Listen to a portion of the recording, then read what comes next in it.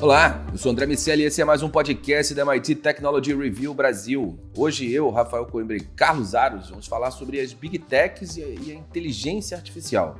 Se nós não tomarmos cuidado, Microsoft, Amazon e aquelas empresas de sempre vão aproveitar sua posição para definir a agenda política, o padrão tecnológico e os futuros da inteligência artificial, assim como já aconteceu em outros setores. Vamos entender os riscos e as maneiras possíveis e ideias para tratar essa questão. Antes da gente começar, eu quero dizer que esse podcast é um oferecimento do SAIS, líder em Analytics, e também te convidar para entrar para a nossa comunidade lá em www.mittechreview.com.br. Dezembro tem promoção de Natal da MIT Technology Review. Vai lá, dá de presente e faz parte da nossa comunidade.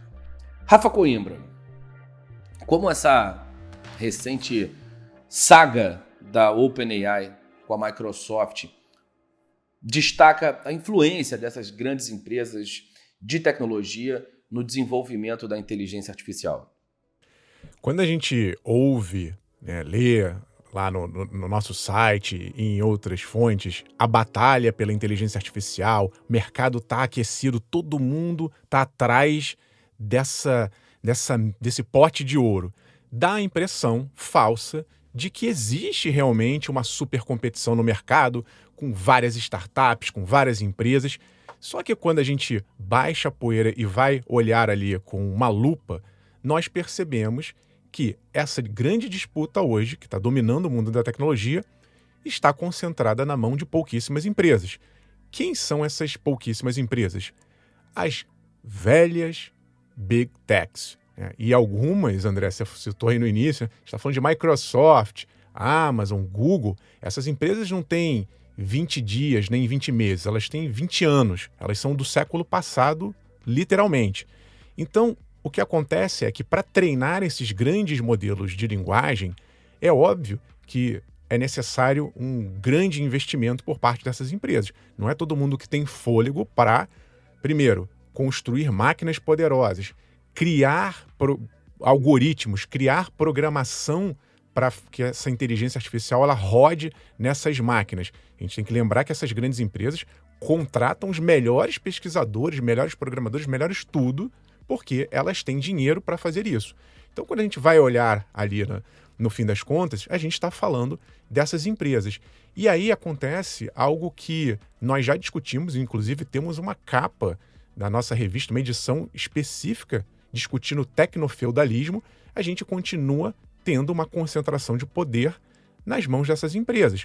Nós falamos muito aqui, todo mundo também, sobre tem que ter uma regulação, a inteligência artificial pode trazer riscos que a gente não está percebendo. A regulação, ela é hoje muito vista desse ponto de vista da segurança. Mas ninguém ou pouca gente discute a regulação do ponto de vista de concentração de poder. Essa é uma discussão, esse é um debate, que é o que a gente está fazendo aqui agora, que deve ser mais intenso, na minha avaliação, no próximo ano. Por quê? Porque nós já vimos como essa concentração de poder ela traz riscos negativos. Porque elas vão ditar, no momento, quem se autorregula são essas empresas. Elas estão dando as regras para elas mesmas. E isso faz com que elas, obviamente, fiquem mais fortes. No caso dessas empresas, a gente tem que lembrar que a inteligência artificial por si só, esses modelos, podem ser uma fonte interessante de receita. No caso da OpenAI, para citar aqui o GPT, eles têm lá um plano, uma assinatura de $20. Então, mensais. A inteligência artificial por si só, ela pode ser uma fonte de receita. Mas, para mim, tão ou mais importante quanto isso, é perceber esses micromovimentos que acontecem nas entranhas dessas Big Techs. Por exemplo, a Amazon acabou de lançar uma IA chamada Q, que é feita para rodar na nuvem, na parte integrando a logística dos vendedores, ou seja, ela está embutindo uma superinteligência artificial em algo que ela já tem. Da mesma maneira, a Microsoft, quando ela faz ali uma parceria com a OpenAI, ela pega toda essa IA e joga dentro das soluções corporativas dela. Windows, Office, PowerPoint. e por aí vai. E o Google, só para não ficar aqui, não deixar o Google de fora, o Google tem seus desejos, né, ali, suas necessidades do ponto de vista de negócios, fazendo com que essa inteligência artificial, ao rodar ali daqui a pouco no navegador, integrado isso a anúncios digitais, ela vai se valer, vai se beneficiar desse tipo de tecnologia para impulsionar ainda mais o seu velho negócio, que é o que a dá dinheiro. Então, tudo isso, né, seja na ponta da IA, seja nas entranhas, como eu estou dizendo aqui, das empresas, mostra cada vez mais que o mercado não mudou. Ele segue concentrado nas mãos das mesmas pessoas.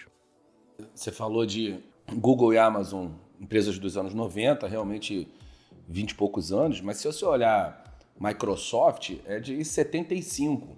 Se a gente pensar na IBM, que foi uma postulante a determinar padrões quando começou com o Watson, realmente parece agora não estar conseguindo acompanhar as suas concorrentes. A IBM é de 1911, então são empresas que determinam o futuro da tecnologia, os rumos da tecnologia realmente há muito tempo.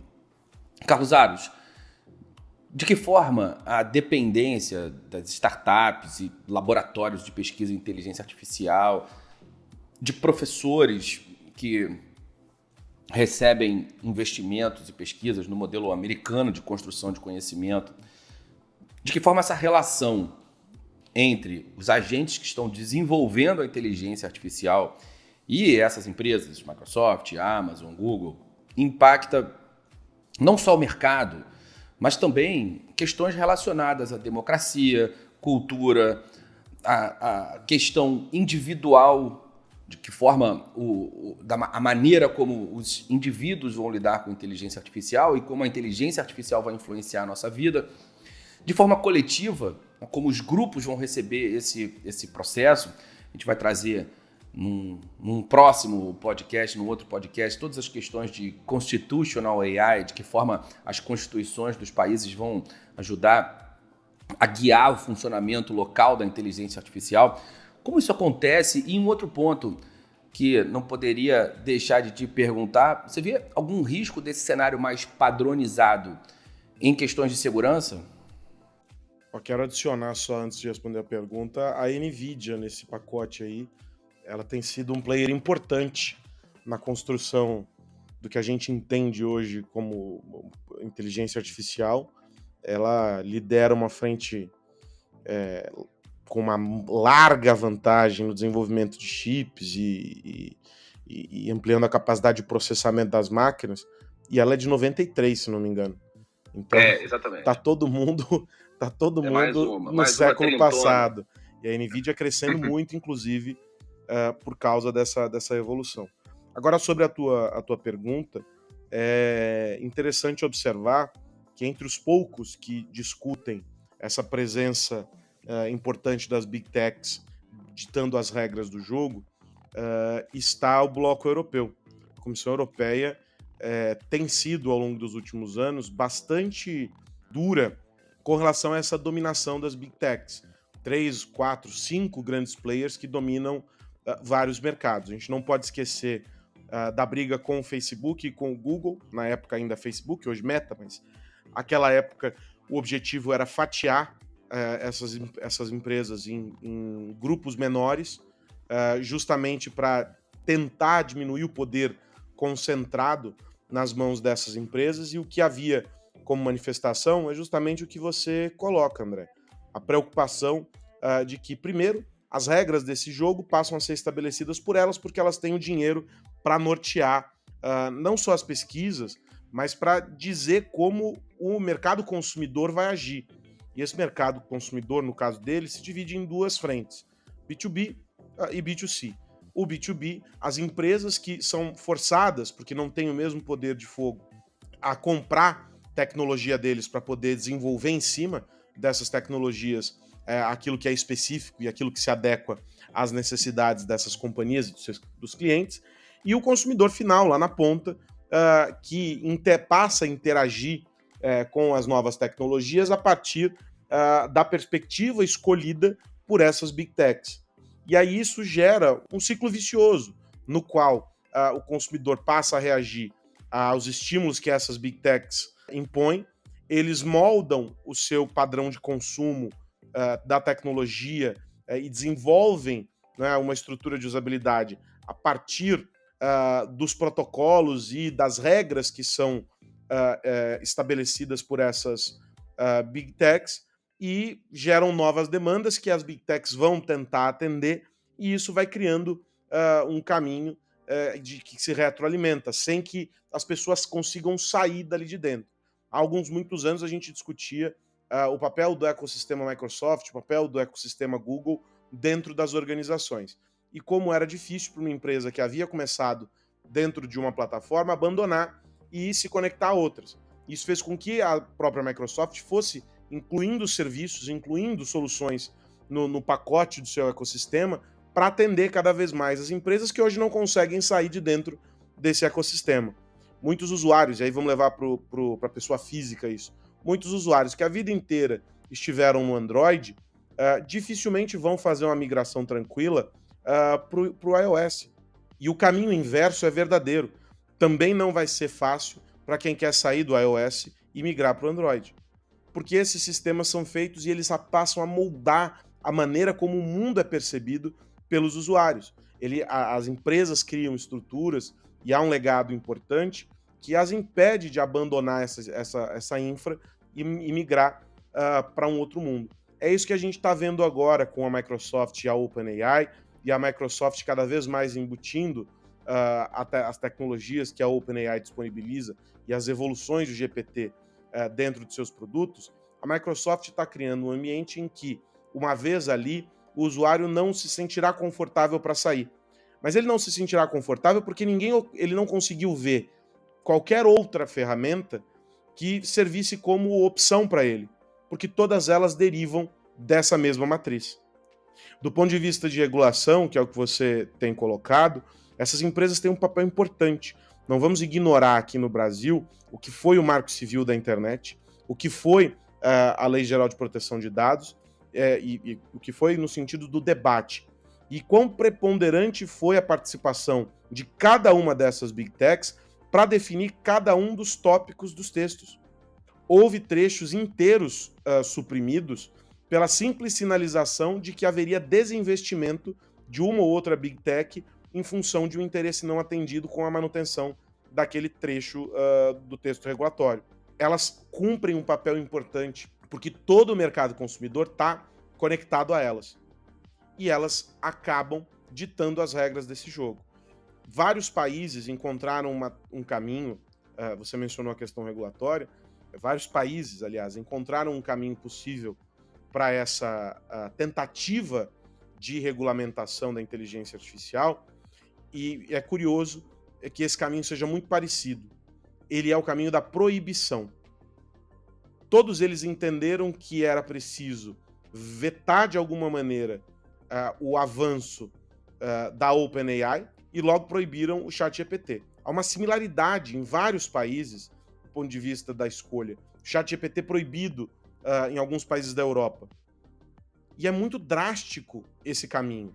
Escolher essa proibição carrega um sem número de problemas do ponto de vista do desenvolvimento da inovação, do ponto de vista do desenvolvimento de novos negócios, da oferta de serviços para a população. Isso é muito complexo. Mas essa escolha se dá por quê? Com medo de que mais um gigante esteja sendo alimentado e aí vai haver a perda do controle lá na frente. Não sei se a proibição vai surtir efeito, mas é a medida que hoje a gente tem em boa parte dos países que já tem se manifestado nessa linha. Os outros ainda estão numa discussão sem fim, e os que estão nessa discussão sem fim estão nela justamente por quê? Porque há uma presença importante das Big Techs e ali elas ditam as regras. E aí nessa ideia de pesos e contrapesos, a gente não sai do lugar, porque são grandezas que não deveriam, mas em tese elas acabam se equivalendo. E o consumidor, no meio disso, vive com base nesses estímulos. A gente teve uma discussão importante, eu acho que há 1 ano e meio, 2, eu não tenho certeza, mas nós temos alguns podcasts gravados aqui sobre esse tema e vários artigos publicados no nosso site sobre a aplicação de inteligência artificial e as câmeras de vigilância, né, reconhecimento facial. Há relatos e estudos mostrando a ineficiência de algumas dessas ferramentas na casa dos 90%. A própria polícia de Detroit, que usou amplamente a ferramenta e depois recuou, alegou que havia uma ineficiência muito, muito grande nesse recurso, mas como houve um investimento grande do governo para adotar a tecnologia e um estímulo grande, várias empresas, a Microsoft entre elas, o Google, várias dessas empresas, estimulando não diretamente, mas por meio de empresas que eram financiadas por eles, o desenvolvimento dessas tecnologias, isso avançou. E só parou quando? Quando um problema grave foi percebido, quando várias situações saíram do controle, houve episódios de violência, de prisões que aconteceram de maneira errada, e aí teve que se recuar da pior maneira possível. Hoje a discussão sobre esse tema, ela é uma discussão carregada de feridas que não precisariam existir se não houvesse a pressão das Big Techs por uma tecnologia que talvez nem fosse necessária naquele momento, e um comprador que se sentiu obrigado a fazer aquilo porque achou que traria algum tipo de benefício. Ou seja, a gente tem vários episódios que mostram que esse é um caminho equivocado, mas a gente não consegue sair porque esse, como diria o Elton John, é um ciclo sem fim. Rafa, tem uma outra questão que eu fico pensando, que é sobre as oportunidades de trabalho. As pessoas que querem construir modelos estruturais de inteligência artificial, engenheiros de software, programadores, analistas de dados, elas têm poucas alternativas para trabalhar, dado que essas empresas que a gente vem falando aqui hoje, elas dominam a construção dos modelos fundamentais, como eu falei, da base da inteligência artificial. Quais são os desafios enfrentados por aqueles que buscam a independência da indústria da tecnologia? De que forma isso se relaciona com o desenvolvimento da inteligência artificial? Tem um aspecto interessante, André, que eu esqueci de mencionar, uma grande Big Tech que entra no jogo de uma maneira diferente, que é a Meta, e que tem relação, o modelo dela, com o que você está falando. Porque a Meta, diferentemente dessas outras que a gente comentou aqui, ela fez uma opção de partir para um modelo aberto, um open source. Só que, qual seria o objetivo? Nada nessa vida é tão simples assim, né? Qual seria o objetivo da Meta de abrir o seu modelo de linguagem para quem quiser de graça? Então, em tese, as pessoas podem começar a desenvolver seus produtos, suas IAs ou serviços em cima de IA de maneira de graça. E aí a gente fica se questionando, né? Há quem diga, a gente não tem como confirmar isso, que a Meta estaria usando esse tipo de estratégia, dando de graça o acesso, para treinar a sua própria inteligência artificial para usar, como eu falei, nos seus produtos e serviços. Então é como se a Meta, os desenvolvedores usando e treinando aquela máquina, as pessoas usando e treinando aquela máquina de graça, ela está dando de graça, mas também está coletando uma série de dados de graça. E aí, com isso, a gente tem que lembrar que a Meta é dona da maior rede social do mundo, que é o Facebook, tem o Instagram, tem o WhatsApp. Então, essa inteligência, ela pode não ser vendida, como no caso aqui do ChatGPT, que cobra uma mensalidade, mas ela poderia ser usada para alimentar, melhorar o que tem por trás de estratégia comercial do Facebook e do Instagram, por exemplo. De qualquer maneira, existe essa possibilidade. Existe você, como desenvolvedor, usar isso de graça. E eu acho, André, que essa competição, ainda por menor que seja, vai fazer com que alguma parte dessa IA seja quase que vire uma commodity, sabe? Que seja dado de graça, entre aspas, sempre vai ter alguém ganhando de outra maneira, mas não financeiramente. E isso pode sim estimular novas empresas a criarem sobre essa base. Mas a base está dominada. De qualquer maneira, já dá hoje, ou de graça ou por um custo muito baixo, se comparado a outros investimentos. Estou falando aqui, dando um exemplo de $20 ao mês. Se você comparar isso com o que você gastaria criando a sua própria base de inteligência artificial generativa, não dá nem para comparar. Então, já é possível aplicações práticas que possam gerar trabalho. Eu acho, André, que ainda falta, eu sonho em ver ainda um dia, algum consórcio global, sabe, com instituições públicas, universidades, desenvolvedores, algo como uma comunidade Linux, alguém que, de certa forma, criasse uma base coletiva mundial que desse acesso às pessoas a um poder de computação e de inteligência artificial que democratizasse mais, não só na base, como também nessas aplicações que rodam por cima dessa base. E só para completar uma coisa que me chama muita atenção, André, nessa história, e aí eu estava vendo um texto do Sam Altman, que é o CEO da OpenAI outro dia, eles dizem, né, no caso da OpenAI, que eles estão querendo criar uma super inteligência artificial para o bem da humanidade. Isso fica o tempo inteiro na minha cabeça, né? O que é o bem da humanidade e para quem? E que tem relação com isso que você está falando de trabalho. Quer dizer, é o bem que ele acha que vai fazer para a humanidade, mas será que ele vai, com essas novidades, com esses produtos, proporcionar melhor qualidade de vida, mais empregos, no caso específico aqui do que eu estou discutindo agora contigo? Isso vai gerar mais emprego? Então, não está claro o que seria esse bem da humanidade e não está claro que esse grupo de pouquíssimas empresas e, no caso, pouquíssimas pessoas que estão moldando esse nosso futuro próximo, o que elas compreendem como benefícios e malefícios dessas tecnologias. Por enquanto, tem uma nuvem e é preciso que a gente dissipe essa nuvem, como eu disse, talvez trazendo mais instituições, mais pessoas que queiram, de certa forma, unir. Dá para você juntar o computador numa universidade num país, com programadores de um outro país, e a gente talvez tenha aí um super consórcio mais independente que não esteja relacionado às Big Techs. Essa ideia do Linux é uma hipótese, de fato. Aros, como você enxerga isso? Como você vê formas de minimizar os riscos? Dá para pensar em maneiras de resolver esse cenário? Se não for o Linux da AI, o que mais a gente pode pensar? Não, eu tô com o Rafa de que essa seria a melhor saída, sobretudo porque ela oferece uma trilha lateral a tudo que a gente vem assistindo. Não significa anular as iniciativas que estão em andamento, o trabalho das Big Techs, nada disso. Mas é oferecer um outro caminho, uma perspectiva diferente para ser trilhada e que tenha mais interfaces, pontos de contato com o resto do universo. Eu acho que esse pode ser um grande caminho.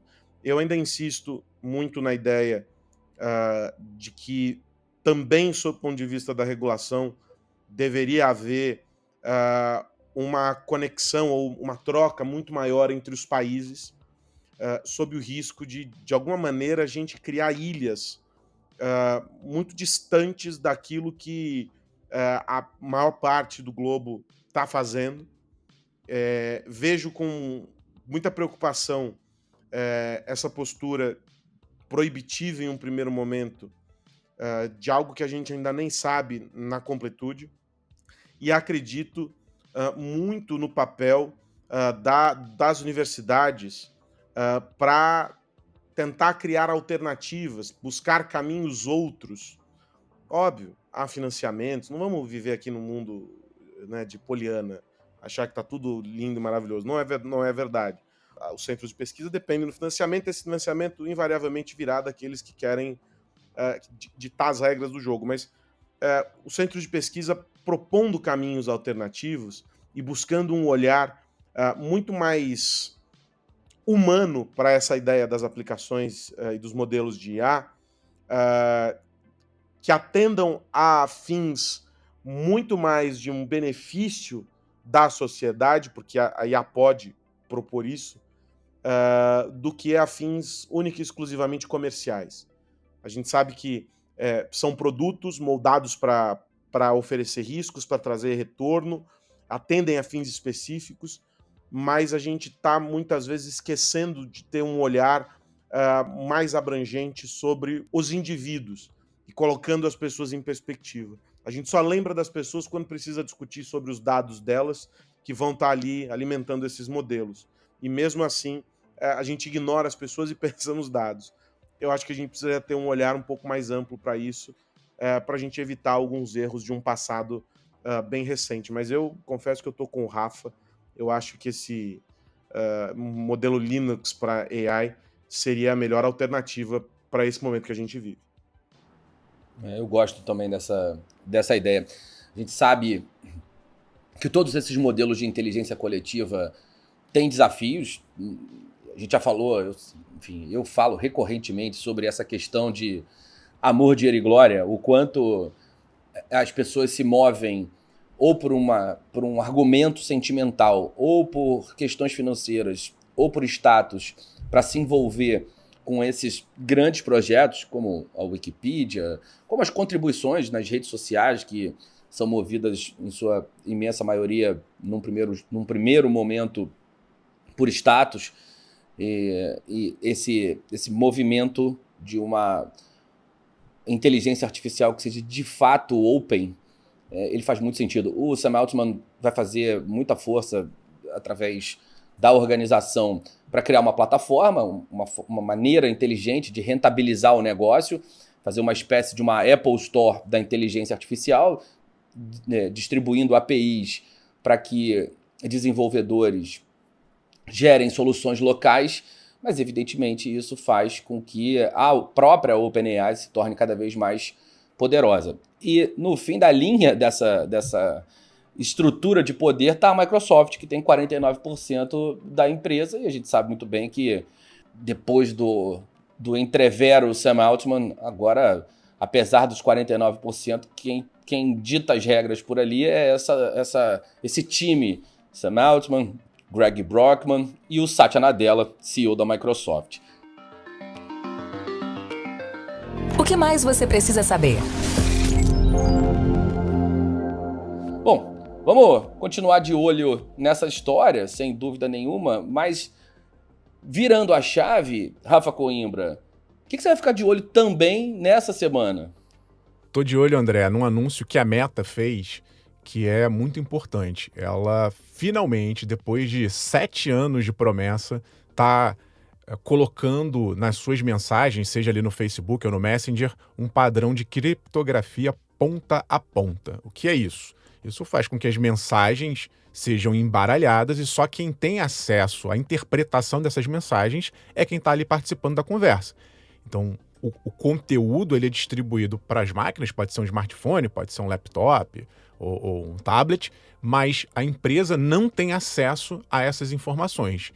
Isso faz com que, por um lado, haja uma privacidade, e a gente sabe que a Meta, pelo histórico do Facebook, teve muitos problemas no passado recente de não ser tão transparente em relação à privacidade dos dados pessoais. Então, para a empresa é muito importante ela se posicionar como alguém, uma empresa que está protegendo as mensagens dos seus clientes. Por outro lado, há quem diga, sobretudo as autoridades de segurança, reclamam muito, dizendo que isso vai incentivar criminosos a usarem essa rede de proteção para circularem ali informações referentes aos mais diversos crimes, e nem a polícia, o FBI ou qualquer outra autoridade conseguiria acessar essas informações, porque, como eu disse, é embaralhado, para simplificar aqui a criptografia, e só quem consegue desembaralhar essas informações são as pessoas que estão fazendo parte da conversa. Então, existe esse temor, mas eu acho que a privacidade, nesse caso aqui, é mais importante do que esses possíveis delitos, até porque bandido vai sempre encontrar alguma outra forma de se comunicar, não necessariamente pelo Messenger do Facebook. Tem uma previsão de que isso também chegue para as mensagens no Instagram, não tem uma data definida. De qualquer maneira, está sendo colocado um cenário, e aí a gente se pergunta, por que demora tanto tempo? Porque não é tão simples você fazer uma migração dessa para a empresa que, como eu disse, tem a maior rede do mundo. Então, você migrar dados, todo o sistema de mais de 1 bilhão de pessoas, não é uma tarefa simples, mas demorou, mas chegou finalmente a criptografia de ponta a ponta base. Alguém vai dizer, mas já tinha opção, tinha essa opção, mas agora, por padrão, quando a gente entrar e usar esses serviços, isso já vai estar ali determinado, não tem como você não optar pela criptografia de ponta a ponta. Você, Carlos Aros? André, estou de olho em algo que já nos preocupa há muito tempo, mas toda vez que esses números são divulgados, a gente reflete ainda mais, e a preocupação maior é a de que nada esteja sendo feito a tempo da gente reverter esse quadro tão perigoso, né? Foram divulgados os números do PISA, aquele provão mundial que avalia conhecimentos básicos e tal dos estudantes. E aí o Brasil ele tem o seguinte, nos países da OCDE, 31% dos alunos têm baixo desempenho em matemática. No Brasil, 73% têm baixo desempenho em matemática. Os dados são referentes à prova de 2022 e esse número piorou na comparação com a prova anterior, que é de 2018, ou seja, a gente só vem descendo a ladeira. Lá vem o Brasil descendo a ladeira. E aí esses dados, eles alcançam estudantes em escolas públicas, escolas privadas, e mostra que há um descolamento entre aquilo que é ensinado e aquilo que é aprendido pelos alunos. Ou seja, o processo de assimilação do conhecimento não está rolando. E aí são vários os fatores. A gente poderia ficar aqui horas e horas discutindo sobre educação, mas há claramente uma ruptura do modelo de ensino com aquilo que as pessoas são capazes de aprender. Vários especialistas olham e dizem que no mundo todo há uma dificuldade na formação, não só dos estudantes, como na formação de profissionais para serem professores de matemática, ou seja, a gente está rompendo aí um ciclo importante.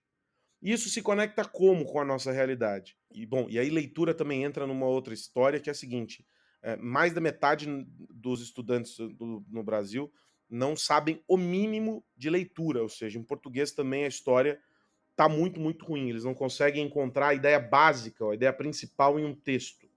50% deles. E aí, se a gente fosse olhar todos os outros números, é o combo da depressão. Mas o ponto é, nas áreas ligadas à tecnologia, nas carreiras ligadas à tecnologia, a gente já tem um déficit importante de profissionais. Um déficit que só deverá aumentar nos próximos anos. Até 2025, a gente tem como perspectiva de alguns estudos que foram divulgados, algo em torno de 500 mil profissionais faltando até 2025 aqui no Brasil. Quando a gente extrapola esse número para o resto do mundo, ele dispara. Mas só no cenário brasileiro há uma dificuldade muito grande. A gente tem vagas abertas, uma necessidade grande de profissionais especializados, e às vezes um profissional com conhecimento técnico básico, nem é do nível de especialização, e a gente não consegue. Os nossos estudantes não estão saindo da escola preparados para um mundo que exigirá cada vez mais dessas carreiras técnicas que tem na matemática um pilar importante. E isso nos leva obrigatoriamente a refletir sobre o nosso modelo de ensino, sobre os jovens, sobre o que leva a essa dificuldade de aprendizado. Essa prova mostra que há sintomas importantes de uma doença.